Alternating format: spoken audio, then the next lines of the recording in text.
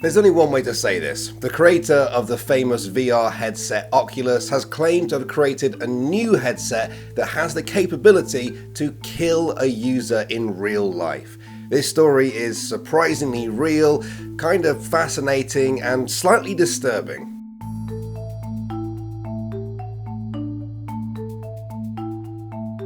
For those who don't know him, meet Palmer Luckey, the 30-year-old creator of the Oculus platform, which produces VR headsets and was bought by Facebook, now Meta, in 2014. In 2017, Luckey left Oculus and founded a defense contract business revolving around military drones and sensors. And considering some of the contracts he's been getting in recent years have been around the $1 billion mark, a lot of people presumed his VR days were behind him. But last weekend, Luckey posted something to his personal blog which suggested the contrary, and a whole lot more. The November 6th post was simply titled, "If you die in the game, you die in real life." Luckey began by outlining Nerve Gear, a fictional VR helmet seen in the Japanese novel and anime series Sword Art Online. In this series, a mad scientist uses the headset to trap thousands of players in the game, which could only be escaped by completing it. If they ran out of HP in the game, or their headset was tampered with in the real world, their brains would be blasted with microwaves and they would die. Now, if that sounds like a very grim fantasy,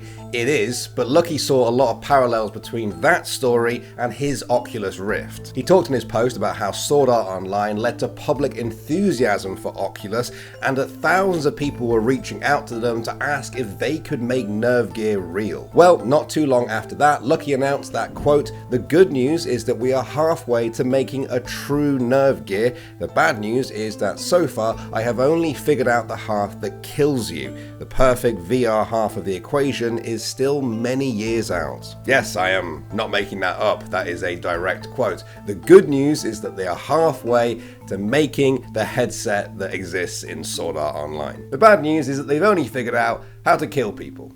So, yeah, halfway there. Now, to be honest, I don't know this guy too well. I haven't really seen too many interviews with him. Depending on his sense of humor, this could be a sort of funny, tongue-in-cheek comment, a bit of a throwaway line, or, well, it could be a lot more disturbing than that. Now, you might be very quick to dismiss all of this if you hadn't read another section of the post where Luckey outlines his personal reasons for engaging with this project. Luckey said, quote, "The idea of tying your real life to your virtual avatar has always fascinated me. You instantly raise the stakes to the maximum level and force people to fundamentally rethink how they interact with the virtual world and the players inside it.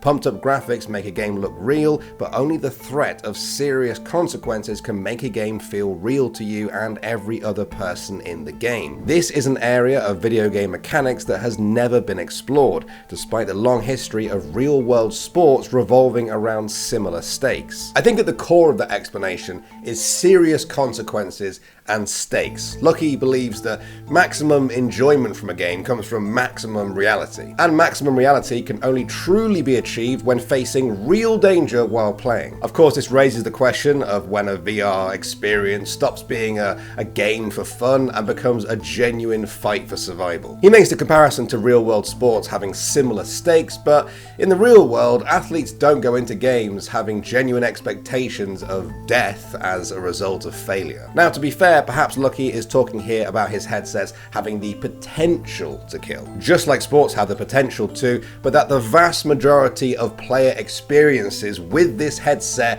won't result in death.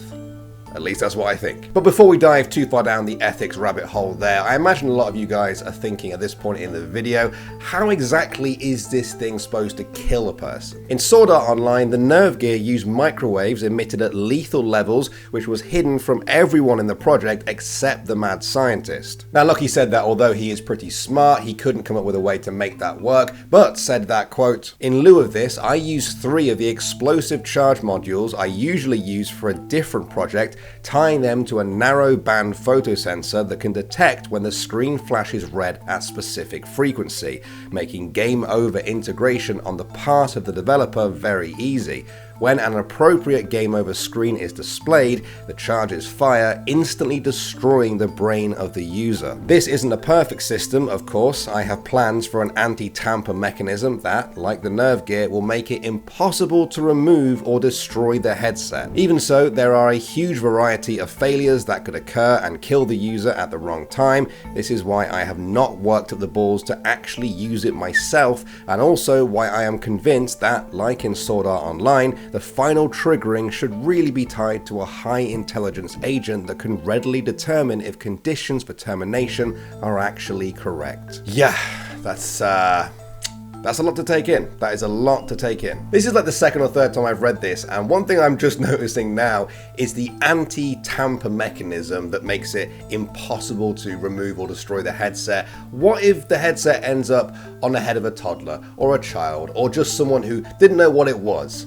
Does it have an override system? Are they just supposed to be locked into the game and potentially die? This is wild. This is wild. It is around this point that the whole thing did start to feel like a bit of a parody to me, especially when he said that he hasn't worked up the balls to try it himself yet. I mean, that sounds like the kind of thing you can only really test once. If we were in spring right now, I probably would have checked the date of the blog post to see if we're in April yet. But Luckey does seem sincere about this. Perhaps the only thing that seems to ground this project in reality for me is Luckey's intention to not sell this thing, at least not yet. At the very end of the blog post, he refers to it as just a piece of office art and a thought-provoking reminder of unexplored avenues in game design. He also added that as far as he knows, it's the first non-fiction example of a VR headset that can kill a user, but that it won't be the last. So even if this device never leaves Luckey's office shelf, he believes that there is a future in it, whether it's he or someone else that takes it up. Now, I don't really want to state the obvious here or burst the bubble,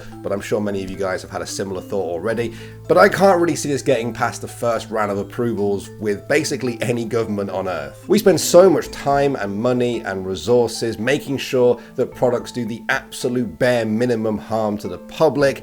Can't really see how one that intentionally does the maximum harm is going to get through. There may be a deeper conversation to have here about euthanasia, assisted suicide, and the right to die, but I don't think gamifying these issues is going to advance the debate. I know we say this a lot in our videos, but I really would like to hear your guys' thoughts on all of this, on the device, on the creator. I feel like there's so much more to discuss here. I'll keep my eyes peeled for any more blog posts coming out from Palmer Luckey, and until then, I'll see you all in the next one.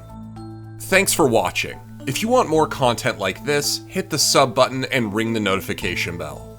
For unique bite-sized videos you won't find anywhere else, hit us up on our Twitter, Instagram, Facebook, and TikTok.